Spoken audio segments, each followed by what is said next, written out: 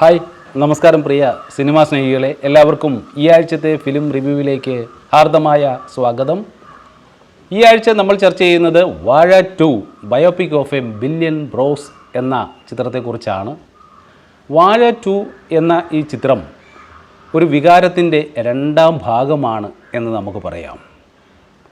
ഇന്ന് നമ്മളൊരു സിനിമയെക്കുറിച്ചല്ല, ഒരു വികാരത്തെക്കുറിച്ചാണ് സംസാരിക്കുന്നത്. 2024 നമ്മൾ കണ്ട വാഴ എന്ന ചിത്രം വെറുമൊരു സിനിമയായിരുന്നില്ല. അത് മലയാളത്തിലെ ശരാശരി യുവാക്കളുടെ അഥവാ സമൂഹത്തിൻ്റെ കണ്ണിൽ ഒന്നിനും കൊള്ളാത്തവരുടെ ഒരു ശബ്ദമായിരുന്നു. കൃത്യം 2 വർഷങ്ങൾക്കിപ്പുറം 2026 ഏപ്രിലിൽ ആ ശബ്ദം കൂടുതൽ ഉച്ചത്തിൽ തിയേറ്ററുകളിൽ മുഴങ്ങുകയാണ്. അതാണ് Vaazha 2 biopic of a billion bros. ആദ്യ സിനിമ അവസാനിച്ച ഇടത്തു നിന്ന് നമ്മൾ പ്രതീക്ഷിച്ചതിലും വലിയൊരു ക്യാൻവാസിലാണ് വിപിൻ ദാസും സവിൻ എസ്എയും ഈ ചിത്രം ഒരുക്കിയിരിക്കുന്നത്. 2 മണിക്കൂർ 43 മിനിറ്റ് ദൈർഘ്യമുള്ള ഈ സിനിമ ഒരു സാധാരണക്കാരൻ്റെ ജീവിതത്തിലെ ചിരിയും കണ്ണീരും സംഘർഷങ്ങളും എത്രത്തോളം ആഴത്തിൽ അടയാളപ്പെടുത്തുന്നു എന്നാണ് ഈ ചിത്രം കാണിക്കുന്നത്. 24,000-ന് മുകളിൽ ആളുകൾ ഇതിനോടകം തന്നെ ഇതിന് റേറ്റിംഗ് നൽകിയിട്ടുണ്ട്. 9.6 ഔട്ട് ഓഫ് 10 ആണ് നൽകിയിരിക്കുന്നത്. ആ ഒരു പോയിൻ്റ് നൽകിയെങ്കിൽ അതിനു പിന്നിൽ കേവലം തമാശകൾ മാത്രമല്ല ഉള്ളത്. പ്രാദേശികതയിൽ നിന്ന് ആഗോള തലത്തിലേക്ക് എന്ന ഒരു പ്രമേയമാണ് ചർച്ച ചെയ്യുന്നത്. ഈ സിനിമയുടെ തിരക്കഥ 2 വ്യത്യസ്ത ലോകങ്ങളെ തമ്മിലാണ് ബന്ധിപ്പിക്കുന്നത്. കേരളത്തിലെ കൗമാരമാണ് ആദ്യം ചർച്ച ചെയ്യുന്നത്. സിനിമയുടെ ആദ്യ 45 മിനിറ്റ് നമ്മുടെ ഓരോരുത്തരുടെയും ഭൂതകാലത്തിലേക്കുള്ള ഒരു മടക്കയാത്രയാണ്. ആ യൂണിഫോം, പിന്നെ ബെഞ്ചിലെ കുസൃതികൾ, കളികൾ, മൈതാനത്തെ തർക്കങ്ങൾ, ഇതെല്ലാം വെറും ഒരു കാഴ്ചകളല്ല, മറിച്ച് നമ്മുടെ ജീവിതത്തിൻ്റെ ഒരു പുനരാവിഷ്കാരമാണ് എന്ന് പറയുന്നതിൽ തെറ്റില്ല.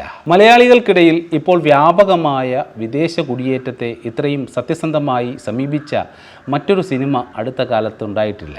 UK-യിലെത്തിയാൽ ജീവിതം പച്ചപിടിച്ചു എന്ന് വിശ്വസിക്കുന്നവരോട് അവിടുത്തെ മരവിപ്പിക്കുന്ന തണുപ്പിൽ ഒറ്റപ്പെട്ട മുറികളിലിരുന്ന് നാട്ടിലെ ചായക്കടയെ ഓർക്കുന്ന യുവാക്കളുടെ വേദന സിനിമ കാണിച്ചു തരികയാണ്.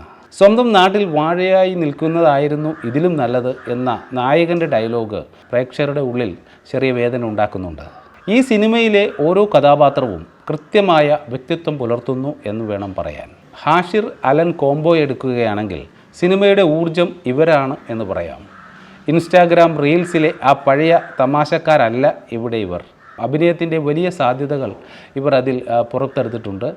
പ്രത്യേകിച്ച് പ്രതിസന്ധികളിൽ തളർന്നു പോകുമ്പോഴും ഇവരുടെ സൗഹൃദം സിനിമയുടെ നട്ടെല്ലാണ് എന്ന് തോന്നിയിട്ടുണ്ട്. Vinayak and Ajin combo emotional രംഗങ്ങളിൽ ഇവർ ശരിക്കും വിജയിച്ചു അല്ലെങ്കിൽ വിസ്മയിപ്പിച്ചു എന്ന് വേണം പറയാൻ. വിനായക് തൻ്റെ അച്ഛൻ്റെ മുന്നിൽ തോറ്റു നിൽക്കുന്ന രംഗവും പിന്നീട് സാഹചര്യങ്ങൾ അയാളെ ഒരു കുടുംബത്തിൻ്റെ ഉത്തരവാദിത്തത്തിലേക്ക് വലിച്ചെറിയുന്നതും അതിമനോഹരമായി ചിത്രീകരിച്ചിട്ടുണ്ട്. അൽഫോൺസ് പുത്രൻ എന്ന സർപ്രൈസാണ് മറ്റൊന്ന്. ഒരു പോലീസ് ഓഫീസറുടെ വേഷത്തിൽ അൽഫോൺസ് പുത്രൻ വരുമ്പോൾ അത് വെറുമൊരു അതിഥി വേഷമല്ല. അദ്ദേഹത്തിൻ്റെ ഓരോ നോട്ടവും സംഭാഷണ ശൈലിയും സിനിമയ്ക്ക് ഒരു പുതിയ ഡയമെൻഷൻ തന്നെ നൽകുന്നുണ്ട്. ബിജുക്കുട്ടൻ എന്ന നടൻ്റെ സീരിയസ് ആയ മുഖം നമ്മൾ ഈ സിനിമയിൽ കാണുകയാണ്. ഒരു മകൻ വഴിപിഴച്ചു പോകുമോ എന്ന് ഭയക്കുന്ന ഏതൊരു പിതാവിൻ്റെയും പ്രതിനിധിയായി അദ്ദേഹം മാറി എന്ന് വേണം പറയാൻ. സാങ്കേതികമായി സിനിമ വളരെ മുന്നിലാണ്. സിനിമാറ്റോഗ്രാഫി നോക്കുവാണെങ്കിൽ കേരളത്തിലെ പച്ചപ്പിൻ്റെ വാം ടോണും UK-യിലെ ഏകാന്തതയെ സൂചിപ്പിക്കുന്ന കൂൾ ബ്ലൂ ടോണും തമ്മിലുള്ള വ്യത്യാസം പ്രേക്ഷകൻ്റെ മനസ്സിനെ സ്വാധീനിക്കുകയാണ്. സംഗീതം ടീമാണ് ഒരുക്കിയിരിക്കുന്നത്. അത് BGM ഓരോ സീനിനെയും എലിവേറ്റ് ചെയ്യുന്നുണ്ട്. തമാശകളിൽ അത് ലഘുവാകുകയും വൈകാരിക രംഗങ്ങളിൽ അത് ഹൃദയസ്പർശിയാവുകയും ചെയ്യുന്നുണ്ട് എന്നതാണ് പ്രത്യേകത. എഡിറ്റിംഗ് നോക്കുവാണെങ്കിൽ 2 മണിക്കൂർ 43 മിനിറ്റ് എന്നത് ചെറിയ സമയമല്ല. എന്നിട്ടും സിനിമ ഒരിടത്തും ഇഴയുന്നതായിട്ട് തോന്നുന്നില്ല സുഹൃത്തുക്കളെ. ലാഗ് അനുഭവപ്പെടാത്ത രീതിയിലുള്ള കട്ടിങ്ങുകളാണ് സിനിമയുടെ വേഗത തന്നെ നിലനിർത്തുന്നത്. സാമൂഹിക വിമർശനമുണ്ട്, അതുപോലെ തന്നെ പോരായ്മകളുമുണ്ട്. അതാണ് നമ്മൾ നോക്കുന്നത്. ഈ സിനിമ ഉയർത്തുന്ന ചോദ്യങ്ങൾ പ്രസക്തമാണ്. എന്തുകൊണ്ടാണ് നമ്മുടെ നാട്ടിലെ യുവാക്കൾക്ക് നാട്ടിൽ തന്നെ ജോലി ചെയ്യാൻ മടിയുണ്ടാകുന്നത്?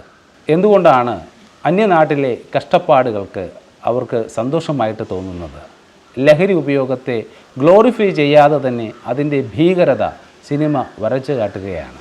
വിമർശനങ്ങൾ നോക്കുവാണെങ്കിൽ സിനിമയിൽ ചില പോരായ്മകളുണ്ട്, ചില തമാശകൾ ആദ്യ ഭാഗത്തിൻ്റെ ആവർത്തനമായിട്ട് തോന്നിയേക്കാം. ക്ലൈമാക്സിലേക്ക് എത്തുമ്പോൾ കഥ അല്പം പ്രവചനീയമാകുന്നുണ്ട്, അല്ലെങ്കിൽ പ്രഡിക്ഷനബിൾ ആകുന്നുണ്ട്. എങ്കിലും സിനിമ നൽകുന്ന പോസിറ്റീവ് എനർജിയിൽ ഈ പോരായ്മകളൊക്കെ മാഞ്ഞു പോവുകയാണ്. നമുക്ക് വേണ്ടിയുള്ള ഒരു സിനിമയായിട്ട് തോന്നുന്നുണ്ടോ എന്നാണ് നമ്മൾ പരിശോധിക്കുന്നത്. വാഴ 2 ഒരു വ്യക്തിയുടെ കഥയല്ല, മറിച്ച് 1 കോടി ബ്രോസുമാരുടെ കഥയാണ്. ജീവിതത്തിൽ എങ്ങുമെത്തിയില്ലെന്ന് സ്വയം പഴിക്കുന്നവർക്കും മക്കൾ എങ്ങുമെത്തിയില്ലെന്ന് ആകുലപ്പെടുന്ന മാതാപിതാക്കൾക്കും ഈ സിനിമ ഒരു പാഠമാണ്. വിജയം എന്നാൽ കേവലം പണമോ പദവിയോ അല്ല, മറിച്ച് പ്രതിസന്ധികളിൽ കൂടെ നിൽക്കുന്ന ആ 4 സുഹൃത്തുക്കളും അവർ തരുന്ന ധൈര്യവുമാണെന്ന് സിനിമ നമ്മളെ പഠിപ്പിക്കുന്നു. നിങ്ങൾ ജീവിതത്തിൽ ഒരിക്കലെങ്കിലും വാഴ എന്ന് വിളിക്കപ്പെട്ടിട്ടുണ്ടെങ്കിൽ ഉറപ്പായും പോയി ഈ സിനിമ കാണുക. ഈ സിനിമ നിങ്ങൾക്കുള്ളതാണ്. ഇതിൻ്റെ ജനപ്രിയ റേറ്റിംഗ് നോക്കുവാണെങ്കിൽ 9.6 ഔട്ട് ഓഫ് 10 ആണ് പ്രേക്ഷകർ ഇതിന് നൽകിയിരിക്കുന്നത്. തിയേറ്റർ എക്സ്പീരിയൻസ് നോക്കുവാണെങ്കിൽ 2D ആണ്, UA സർട്ടിഫിക്കറ്റ് കിട്ടിയ ഒരു സിനിമയാണ്. ഇതിൻ്റെ പ്രധാന ആകർഷണം ആക്ഷനുണ്ട്, കോമഡിയുണ്ട്, ഫാമിലി ഇമോഷൻസ് എല്ലാം കൂടി ചേരുന്ന ഒരു പടമാണ്. അതുകൊണ്ട് എല്ലാവരും തിയേറ്ററിൽ തന്നെ പോയി ഈ സിനിമ കാണാനായിട്ട് ശ്രമിക്കുക. ഏതായാലും ഇത് കാണുന്ന നിങ്ങളിൽ ആരെങ്കിലും ഈ സിനിമ കണ്ടിട്ടുണ്ടെങ്കിൽ തീർച്ചയായിട്ടും കമൻറ്റ് ബോക്സിൽ ഇതിൻ്റെ വിശേഷങ്ങളൊക്കെ രേഖപ്പെടുത്തുക. കൂടാതെ നിങ്ങൾ ഇത് കാണാൻ ആഗ്രഹിക്കുന്നുണ്ടെങ്കിൽ അതും കമൻറ്റ് ബോക്സിൽ രേഖപ്പെടുത്തുക. അടുത്ത ആഴ്ച പുതിയ സിനിമാ വിശേഷങ്ങളുമായി കാണുന്നതുവരെ this is Praveen Sreerangam. Take care. Bye by.